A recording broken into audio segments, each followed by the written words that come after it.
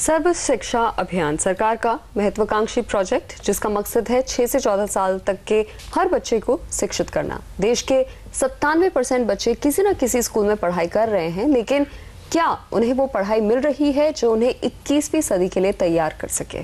पिछले दिनों कुछ जानी मानी एजेंसियों ने अपनी रिपोर्ट दी है जिनसे यही पता चलता है कि हमारी प्राथमिक शिक्षा का हाल बहुत बुरा है। कुछ ऐसे ही सबूत हमें भी मिले जब हमारे संवाददाता रविंदर अरोड़ा ने जायजा लिया लुधियाना के सरकारी स्कूलों का।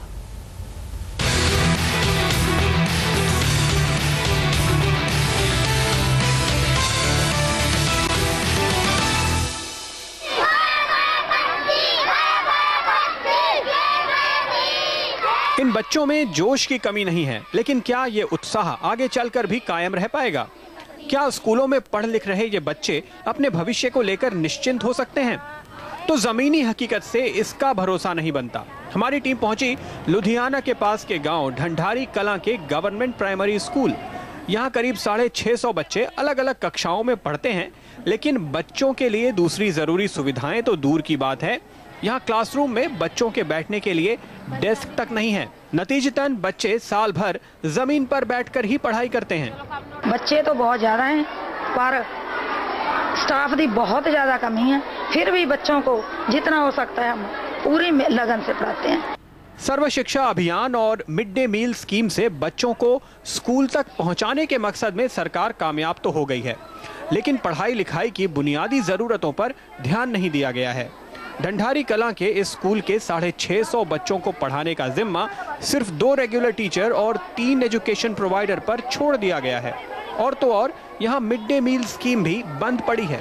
सरकार की तरफ से इन स्कूलों को मिड डे मील के लिए सिर्फ गेहूं और चावल ही दिया जाता है, जबकि अन्य राशन चाहे वो दालें हो या कुछ और, उसके लिए फंड रिलीज किया जाता है। समय पर फंड न मिलने के कारण अधिकतर स्कूलों में मिड डे मील स्कीम बंद होती जा रही है।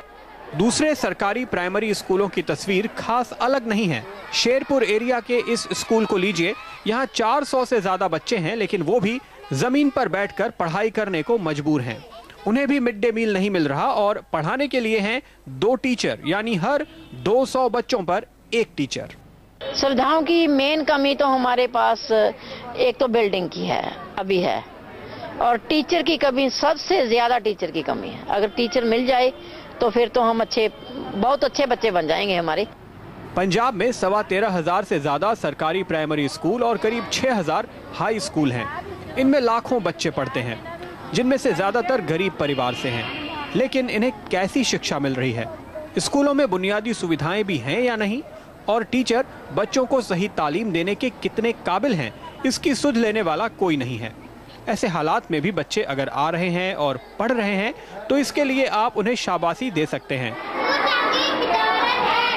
क्योंकि उनमें ये आस जगी है कि पढ़ाई लिखाई उन्हें अपने पैरों पर खड़ा होने के काबिल बनाएगी। लेकिन जिस तरह की पढ़ाई वो कर रहे हैं वो किसी काम की है या नहीं, इसके बारे में ये बच्चे आज नहीं जानते। लेकिन सवाल ये है कि क्या सरकार भी अनजान है या उसने आंखें मूंद रखी हैं? रविंदर अरोड़ा, लुधियाना। तो किस काम की है सरकारी स्कूलों की पढ़ाई? कैसे सुरक्षित होगा देश के बच्चों का भविष्य और कैसे सुधरेगी हमारी शिक्षा की व्यवस्था? हम उठाएंगे इन अहम सवालों को देश के एजुकेशन सेक्टर में काम कर रहे लोगों के सामने। पॉलिसी मेकर से लेकर प्रैक्टिशनर्स तक होंगे हमारे साथ इस शनिवार 18 फरवरी को दिन भर और सुझाएंगे शिक्षा के इस बड़े संकट का हल।